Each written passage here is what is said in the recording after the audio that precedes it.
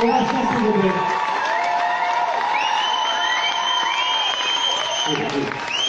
Oui, attends. On a déjà dit ça. Il y a un truc à faire. Et ça, j'ai prévenu à quelqu'un. Je ne sais pas. Parce que, à quoi ça sert que tu sois déjà pas comme ça? Non, les gars, à quoi ça sert? C'est vrai. Vous serez tous sur les selfies. Donc, souriez. Et tout le monde?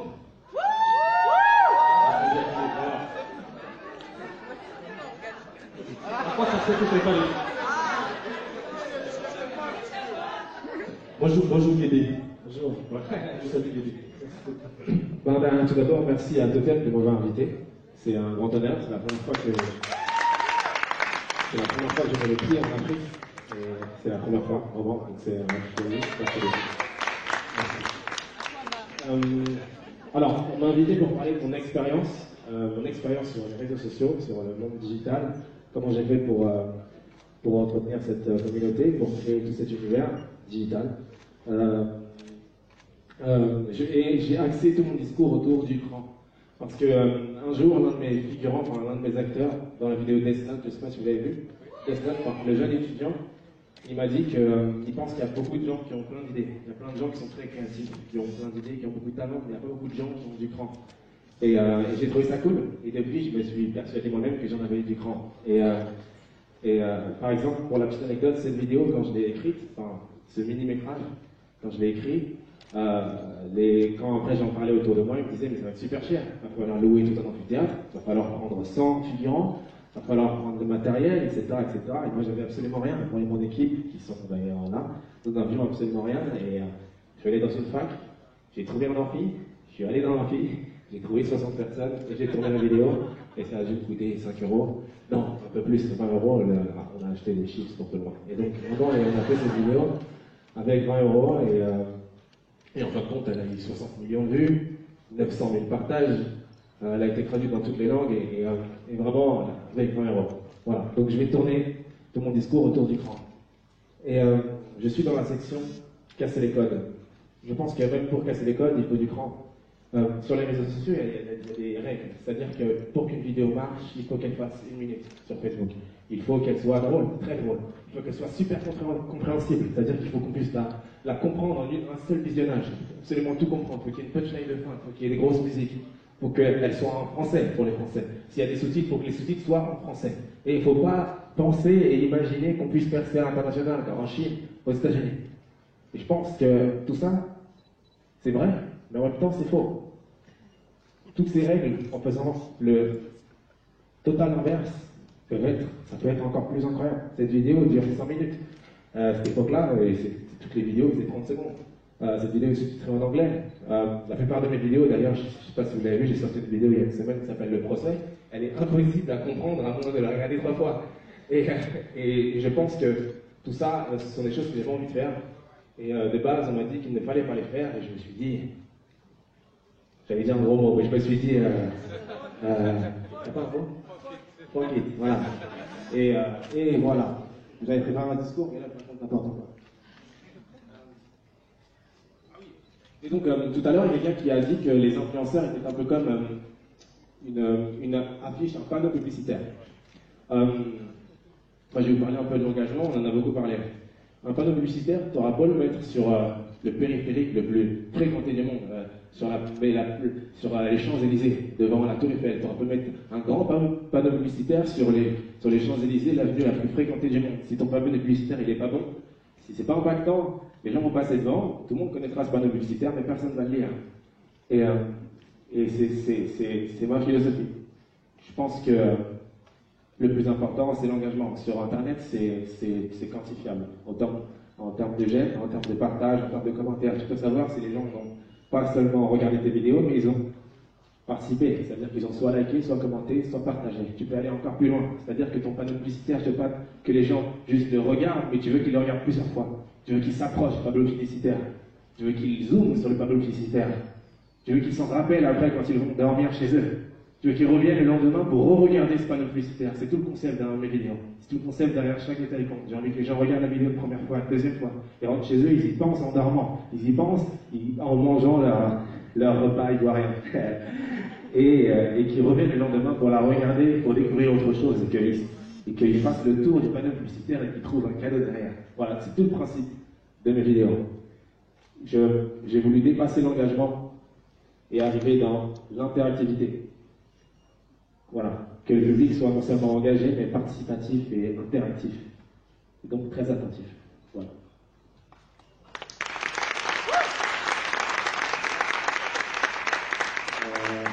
Voilà, il me semble que j'arrive à peu près au bout.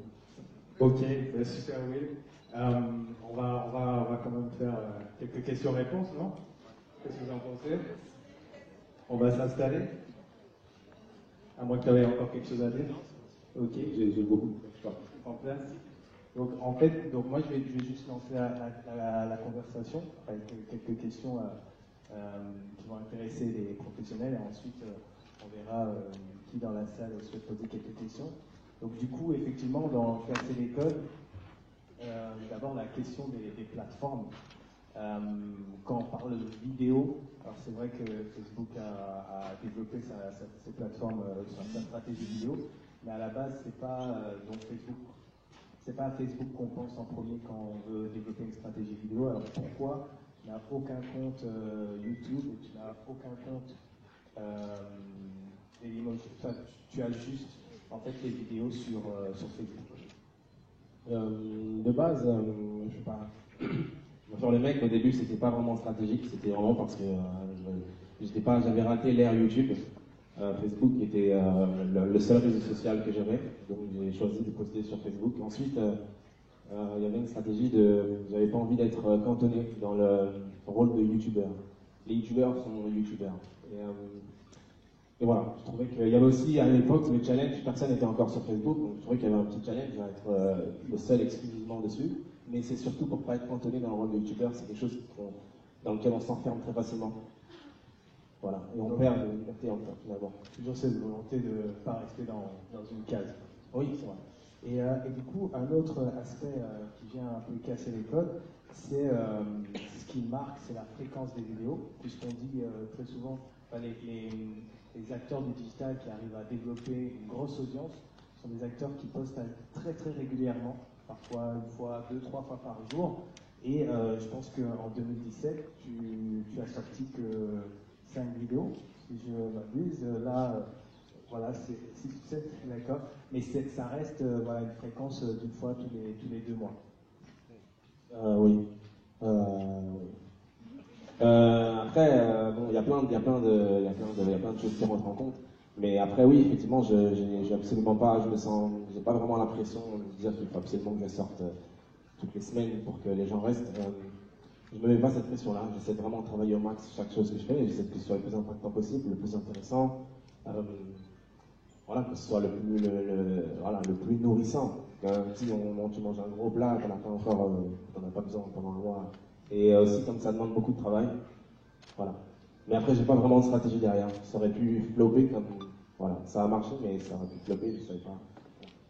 Ok, et est-ce que tu peux dire le nombre de commentaires que tu as eu ta dernière vidéo? Je sais pas. Bon, plus ou moins. Excusez-moi, vous pouvez discuter entre vous.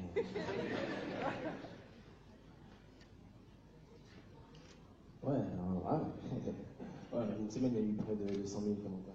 100 000 commentaires, 200 000 commentaires en une semaine. Et alors moi, je veux parler justement de ces commentaires-là, parce que très souvent, les commentaires avec les créatifs servent à avoir justement une relation entre le créateur et ses fans. Et en fait, ce qu'on remarque dans tes commentaires, c'est que tes fans parlent entre eux, en fait. Donc, comment est-ce que tu gères en fait ce niveau assez élevé d'engagement? Pour mettre le contexte, la dernière, pour ceux qui ne l'ont pas vue, c'est une vidéo assez particulière qui est assez longue, qui dure 12 minutes. Et c'était encore un challenge d'ailleurs, parce que c'était une vidéo dans laquelle je ne donne pas la fin. Donc en fait, je regarde toute la vidéo, tu es en haleine pendant toute la vidéo et la fin n'existe pas. Et je donne en fait le choix, enfin, le public doit deviner la fin. Et en gros, j'encourage le public à deviner la fin. Donc oui, de base c'était un challenge, je me suis dit, bon, j'espère que les gens ne vont pas être trop énervés, et les gens ont beaucoup joué le jeu, et donc c'est vrai que les gens ont discuté avec eux, on a discuté entre eux sur des théories, sur qui a vraiment tué Margaret, parce que c'est une histoire de meurtre, et voilà. Et en fait, oui, c'est vrai, je ne suis pas vraiment dans l'optique justement d'un youtubeur qui est plus dans un côté personnalité publique, qui va essayer de développer sa personnalité publique, qui va essayer d'être sympa avec les gens pour que les gens discutent avec lui. Moi, c'est vraiment, je propose quelque chose, et si ça vous plaît, vous allez discuter entre vous de la chose. Qu'est-ce que tu veux dire? Je vois ce que tu veux dire. Et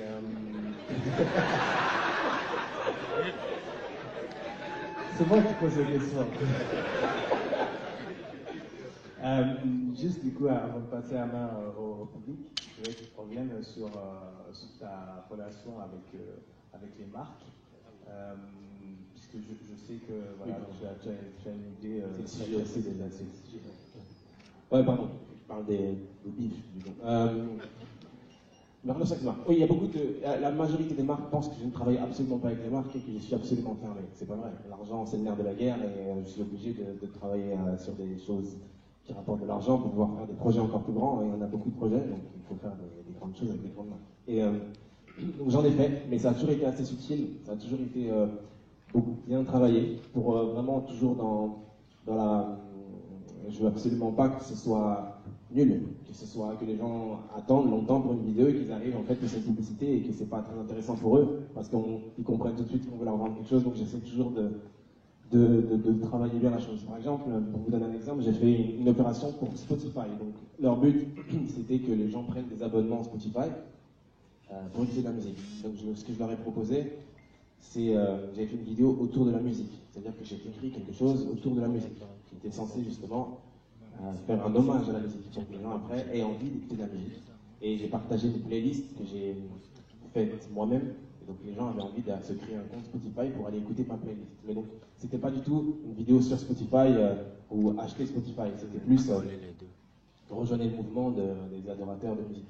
Et donc en fait, ma relation avec les marques, je travaille avec les marques quand vraiment elles acceptent de me faire confiance et qu'elles viennent, qu'elles ont le même univers et qu'elles s'estiment que je saurais comment parler aux gens qui me suivent.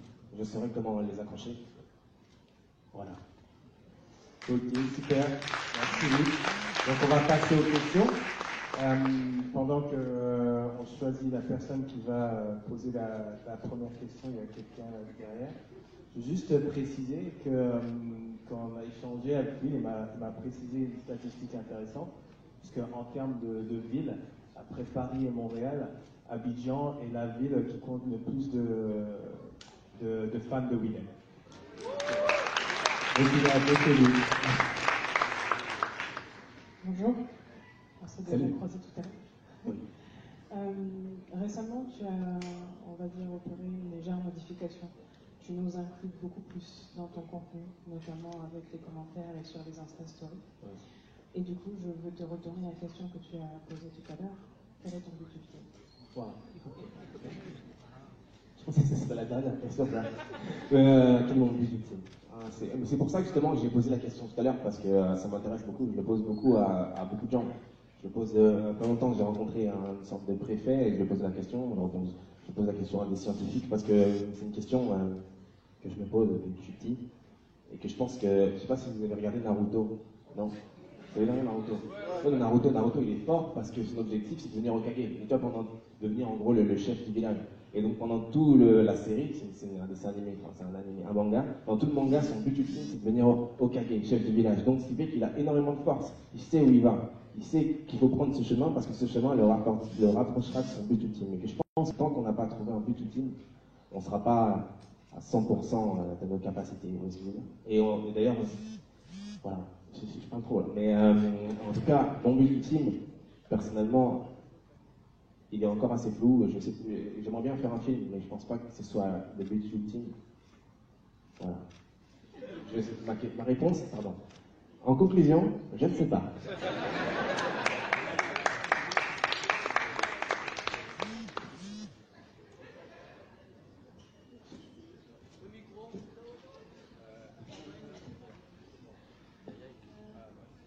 Alors, bonjour, Willem. Salut. Je voudrais poser une question par rapport à ton choix sur Facebook. étant donné que le thème c'est « Et si on cassait les codes », moi ce que je voulais savoir c'est par rapport à la musique. On sait que tu choisis ta musique voilà, avec précision, voilà, chaque détail compte. Ce que je voudrais savoir c'est, on sait par exemple que quand on publie une vidéo sur Facebook de la musique, il y a ce qu'on appelle les droits d'auteur et tout ça. Moi ce que je voudrais savoir c'est comment tu gères ce côté-là. Je sais pas, je crois que Facebook l'aime bien. Honnêtement. Semble. Non, non, mais je crois que, je sais pas, je jouis d'une immunité, je crois. Parce que. C'est jouis qui t'appelle.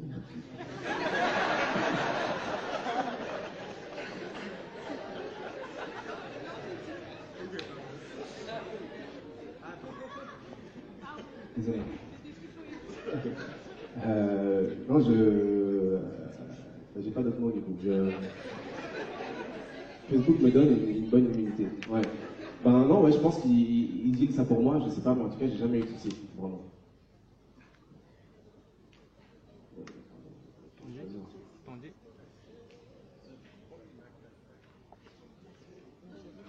Tandis.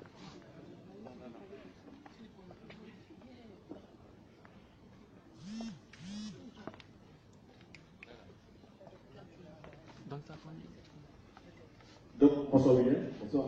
Merci, félicitations pour la belle vidéo. Je veux revenir sur l'engagement. Oui. Sur la belle vidéo avant la publication, oui. J'avais fait des publications pour la sortie de la vidéo. Et justement, quand il y a eu le nouvelle tout à l'heure, au niveau de la vision, on a vu pas mal de fois. Et surtout les commentaires du genre, pourquoi est-ce que tu donnes date de publication et finalement, enfin, on n'a pas cette date de publication. Est-ce que c'est une stratégie en interne justement pour continuer l'engagement avec les technologies? Et la deuxième question, et qui a finalement tué Margaret? Merci. Merci. Je vais commencer par la première question. Je fais en sorte que la réponse soit le plus long possible. Alors, pour la première question, est-ce que je fais exprès de retarder les vidéos? J'ai vu que quand il a fini de poser cette question, il y a beaucoup de regards interrogatifs qui sont tournés vers moi. Je pense que le truc, c'est que la réponse que je donne, si je vais te dire que non, c'est pas une stratégie, il y a peu de gens qui vont me croire dans ça. Donc, voilà. Mais honnêtement, c'est pas une stratégie. La plupart du temps, c'est pas une stratégie. Et la plupart du temps, c'est pas une stratégie, c'est juste que parfois, je finis la vidéo, je dis que je vais la sortir là. Et je la re-regarde, il y a plein de détails qui me sautent aux yeux, des choses que j'ai envie de changer. Pour la petite anecdote,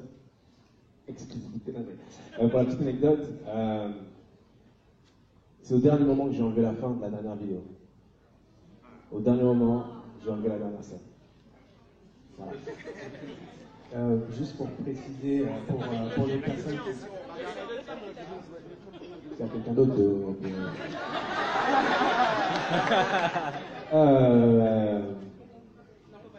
Non.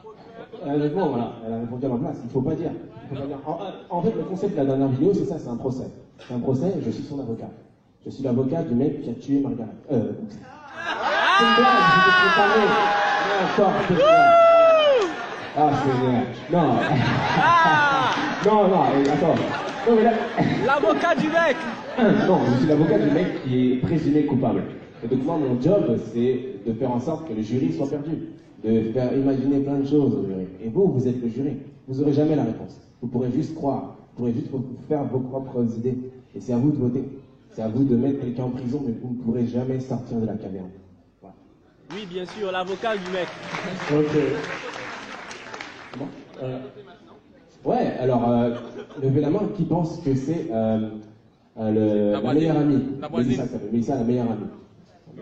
Ok, d'accord, très bien. Qui pense que c'est le flic présumé? Ah non. Ah ouais, d'accord. Ouais. Et qui pense que c'est la voisine présumée droguée? Ok. Qui pense que c'est le mari, celui que je défends? D'accord. Mais moi. Tu penses que c'est moi? Ok. Ben, très bien. Ben, maintenant, vous avez la réponse. Voilà. Question suivante? William, j'ai deux questions pour toi. J'ai deux questions pour toi. La première, très classique. Comment tu utilises la data? Tu as de la data sur le nombre de vues, tu vois à quel moment ça drop sur un épisode. Est-ce que ça influe la façon dont tu écris. Je pense que ça peut être assez intéressant comme réponse. Et ma deuxième question, elle est sur ta créativité. La première personne qui m'a parlé de ton travail, c'était mon frère il y a quelques années, en me disant, écoute, il y a un mec qui est surtout sur Facebook, c'est Willem. Et je me pose cette question, moi-même artiste, qu'est-ce qui t'inspire? Qu'est-ce que tu lis? Quels sont les films que tu regardes? Parce que je pense que ça peut pousser les gens à faire des recherches sur leur travail. Merci. Alors, la data. La data, j'en prends compte, mais pas trop non plus. Il y a certains exemples qui m'ont beaucoup frappé. Par exemple, la vidéo qui s'appelle Comment mater une fille sans que ta copine te crame. Dans cette vidéo-là, c'est une des premières vidéos où j'ai fait vraiment beaucoup de vues, où le nombre de vues était indécent. Cette vidéo, je crois, elle a fait 30 millions de vues en 48 heures ou un truc comme ça. Et c'était indécent, c'était très surprenant. Et après, j'ai étudié un peu le truc, j'ai vu que la vidéo avait énormément tourné sans le son. C'est-à-dire que les gens ont regardé la vidéo en entière sans le son. Donc en fait, j'ai vu par surprise que la vidéo était appréciable, même totalement compréhensible, sans le son. Je me suis rendu compte que ça peut être une très bonne stratégie marketing de faire des vidéos compréhensibles sans son, mais j'avais absolument pas fait exprès. Ensuite, la vidéo Death Note, qui a eu beaucoup de succès en termes de réaction. Mais par exemple, dans la data, j'ai vu qu'il y avait beaucoup de gens, pour ceux qui ne suivent pas, qui ont lâché avant un certain temps, qui ont arrêté de regarder la vidéo, parce que au moment où je trouve le Death Note, c'est au moins 2 minutes après le début de la vidéo. Donc en gros, avant, il n'y a pas encore le dénouement, l'élément déclencheur, donc les gens, ils veulent tôt le dénouement déclencheur. Voilà, des petites choses comme ça. Et c'est pour ça qu'un peu dans le procès, directement, ça commence par le meurtre. J'ai pas voulu faire une intro particulière. Donc en gros, parfois, j'en prends un peu compte, mais pas trop non plus, parce que je pense que, comme je dis, toutes ces règles elles sont là pour être violées. On va prendre une dernière question. Ah mais non, la deuxième question, excuse-moi, pour comprendre. La deuxième question, qu'est-ce qui m'inspire? Alors, j'ai honte de le dire, à chaque fois qu'il y a des gens du cinéma qui me posent ces questions-là, j'ai honte de le dire, mais je regarde pas grand-chose. Par exemple, j'ai absolument raté la génération Netflix. Je suis aucune série, j'ai pas vu House of Cards, How to Get Away with Murder, je me suis inspiré de How to Get Away pour faire la Friendzone, mais How to Get Away, j'ai vu 2 épisodes. J'ai vu les 2 premiers épisodes. Le premier épisode m'a frappé, j'ai trop kiffé la réalisation de l'amphithéâtre, c'est pour ça que j'ai fait un clin d'œil dans cette vidéo-là, mais j'ai vu 2 épisodes, j'ai absolument rien vu d'autre. Il y a tous les classiques, j'ai pas vu Le Parrain, j'ai pas vu tous les films comme ça. Après, ma petite anecdote, quand j'étais jeune, ma mère, avant de m'endormir, au lieu de me lire des histoires, elle me racontait des films. Donc ce qui fait qu'il y a plein de films que j'ai pas vus mais que je connais. Par exemple, Usual Suspect, on me dit beaucoup que je m'inspire d'Usual Suspect, je ne l'ai jamais vu, mais je le connais parce que ma mère me l'a raconté. Matrix, ma mère me l'a raconté avant de l'avoir vu. Le Parrain, elle m'a raconté aussi. Donc, voilà, il y a plein de films comme ça où j'ai baigné dedans quand j'étais tout petit, donc il fallait l'imaginer avant de le voir. Et sinon, ouais, j'ai lu des trucs. Alors, on va devoir s'arrêter là. Donc, dernière question. Et juste préciser pour les personnes qui ne sont pas au courant, Willem en fait réalise toutes ses vidéos avec son téléphone. Ah oui, oui. Avec son téléphone et il fait également les montages avec son. Non, plus. Ouais. Ok, mais en tout cas, réalise toutes ses vidéos avec son iPhone. Salut William, moi c'est Mehdi. Donc, de toute évidence, tu as un talent d'écriture de scénariste qui est indéniable, très talentueux, bravo, et je pense que c'est ça qui fait l'accroche avec le public. Mais très rapidement, on t'a collé le personnage de l'expert du digital, des réseaux sociaux, qui sait à quelle heure poster, comment comment doit durer la vidéo, etc. Donc je voudrais savoir, 2 questions. Dans ton processus créatif, à quel point justement cette rigueur, expertise au niveau du digital t'influence? Est-ce que voilà, ton gel pose la question du data? À quel point toi, la durée, le son, pas le son, influence ça? Et pour aller plus vite, et la deuxième question, c'est justement par rapport à la monétisation, la démarche ultime vers la monétisation, à quel point ça influe sur ton processus créatif, parce que c'est ta créativité qui fait ta capacité à accrocher le public d'ici. Je vais vraiment essayer de répondre sincèrement, parce que en fait, un événement pour justement le digital, il faut parler franc et tout. Donc je vais vraiment essayer de parler sincèrement. Alors, en termes d'image, moi je travaille beaucoup sur l'image, parce que je pense que c'est très important, surtout en France où ils aiment beaucoup détruire les gens à cause de leur image, à cause de ce qu'ils ont l'air d'être. Donc je travaille énormément sur mon image, donc en gros je ne mets pas trop en avant l'expert digital entre guillemets. Mais en soi, je suis pas très bête, je suis pas trop bête, donc je sais à peu près comment poster, à quelle heure, comment faire monter l'attente, faire monter l'engouement, comment créer le mystère. Donc, j'ai l'impression de comprendre comment faire, donc évidemment, je le fais. Après, je sais plus c'est quoi la question. En quoi ça influence ton processus créatif? Ça l'influence.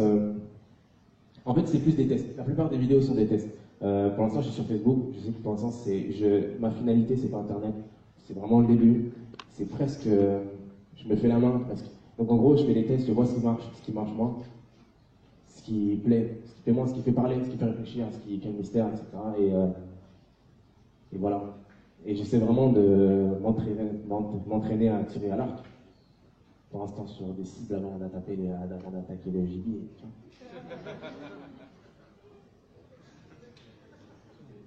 Ouais. C'était vraiment qui danse. Qui danse.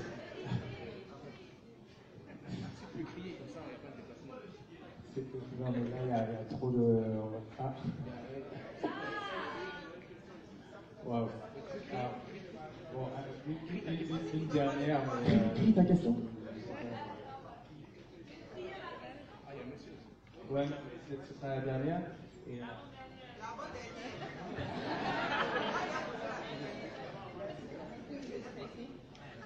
alors, merci pour la dernière ou l'avant-dernière question.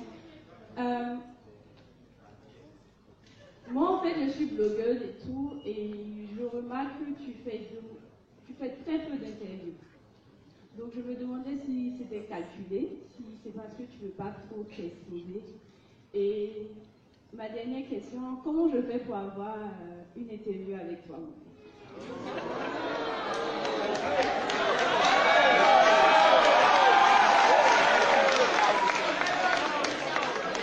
Et dites qu'il fait aussi très peu d'événements. Faut demander à Camille comment faire. Non, mais si par exemple je te réponds que c'est pas calculé pour le peu d'interviews, il y a encore plein de gens dans la salle qui ne croiront absolument pas. À cause de ce que j'écris dans mes vidéos, à cause des personnages que j'interprète dans mes vidéos, les gens imaginent que je suis super calculateur. C'est peut-être vrai, mais c'est peut-être pas vrai. Voilà. La deuxième question? Oui, tout à l'heure. Voilà. Oui. Black Fontaine.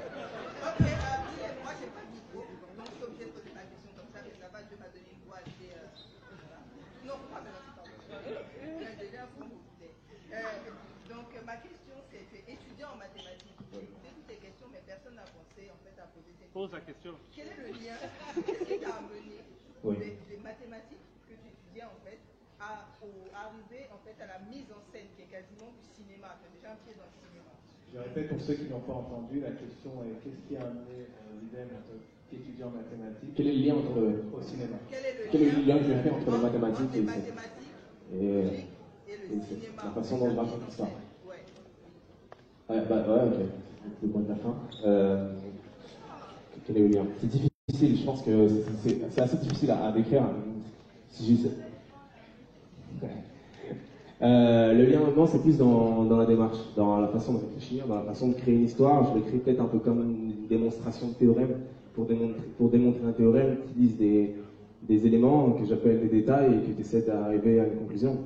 Et je pense que la façon dont on démontre un théorème, c'est peut-être la même façon que j'utilise, pas pour écrire forcément, mais pour réaliser. Voilà, j'aurais du mal à l'expliquer, mais je pense que le processus créatif est assez relié aux mathématiques. Alors, on va devoir arrêter là. Camille, j'ai le micro, donc j'ai une petite question. J'ai une petite question, vite fait. Alors, en analysant ton évolution Facebook, on voit que tu as commencé par des vidéos comiques assez chaudes. Et au milieu, on a des comiques un peu longues. Et à la fin, on a un truc un peu plus complexe avec tout ce qui est énigme et tout. Est-ce que c'est une stratégie? Parce qu'on sait que lorsqu'on commence à des vidéos humouristiques, tout le monde vient, tout le monde est accroché à la chaîne. ou bien la page, est-ce que c'est exprès, est-ce que tu as commencé par les vidéos humoristiques pour amener du monde et ensuite déballer tout ce que tu as fait? Non, non, j'ai vraiment essayé de casser le mythe. Je ne suis pas vraiment du style à calculer absolument tout. Non, il y a vraiment, c'était spontané. À cette époque, j'étais sûrement très rieur, j'avais envie de rire, j'avais envie de faire rire, j'avais envie de me faire rire, faire rire mes amis, faire rire mes proches. Et peut-être à un moment de ma vie, il s'est passé quelque chose de sombre et j'ai joué guédé. Non, mais ouais, c'est à peu près ça, c'est en fonction de mon humeur, de mon mood. Et j'ai pas vraiment essayé de suivre les tendances ou quoi. J'ai fait du rire, j'ai fait quelque chose d'humoristique. Après, ça m'a lassé, j'avais envie de faire plus long. En faisant plus long, j'avais remarqué que j'avais pas envie de faire rire les gens longtemps. J'avais envie de rentrer dans une intrigue. Voilà. Et voilà. Merci William. Alors, juste préciser, pour les personnes qui veulent en voir plus sur William, il parlait de différents projets. Il disait que le web était qu'un début. Et en fait, pour toutes les personnes qui se sont inscrites pour la soirée ce soir, William nous fera une petite surprise puisque à Abidjan, il compte bien dévoiler la prochaine phase de son plan, de son master plan. Donc voilà un peu de teasing. Et donc, merci beaucoup. Merci beaucoup pour l'invitation. Merci Paris, merci Guillet. Encore en passant pour les deux.